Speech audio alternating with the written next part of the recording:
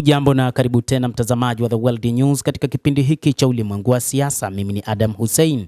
Lakini moja kati ya ripoti tulizokuwa nazo ni kutokana na wachambuzi wa kiuchumi wakisema kwamba Marekani iliingia katika vita dhidi ya Jamhuri ya Kiislamu ya Iran ikiwa na mikakati mibovu.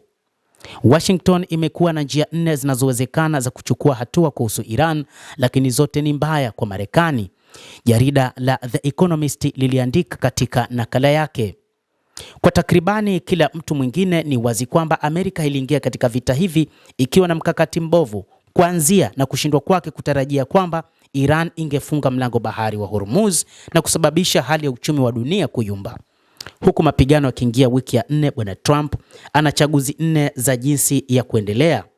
Kwanza, anaweza kuingia katika mazungumzo, na ni wakati ambapo yeye binafsi alisema kwamba hahitaji mazungumzo hayo, lakini wachambuzi wa kiuchumi wanasema kwamba ili hili liweze kukamilika lazima kubaliane na mazungumzo.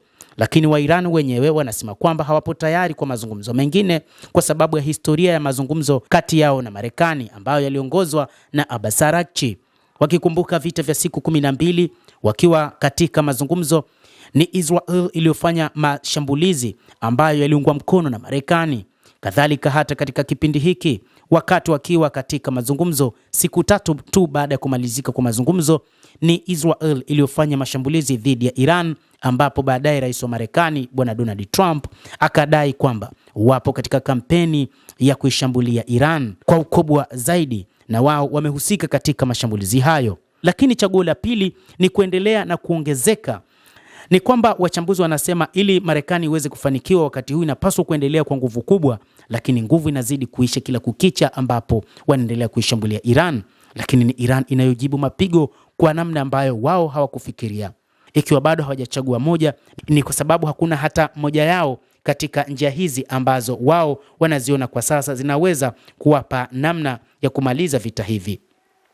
Kupitia gazeti la Economist limeandika kwamba wazo la mazungumzo linaonekana kuwa gumu, ikizingatiwa kwamba katika matukio mawili ya awali Marekani ilianzisha mashambulizi dhidi ya Iran katikati ya majadiliano na Tehran.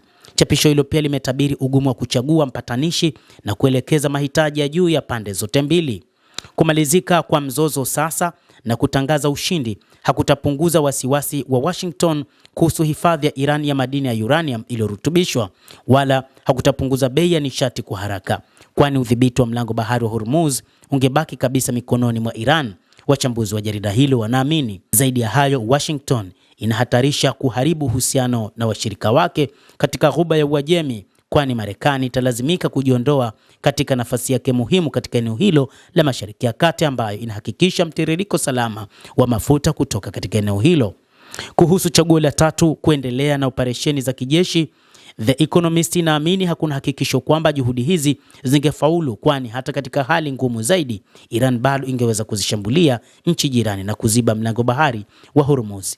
Hatimaye makala hiyo ilibainisha kuwa kuongezeka kwa mzozo kunawezekana bila aina fulani ya uendeshaji wa msingi, pamoja na hatari zote zinazohusiana, inaweza kusababisha mashambulizi mapya ya Iran kwenye miundombinu ya nishati ya nchi hiyo.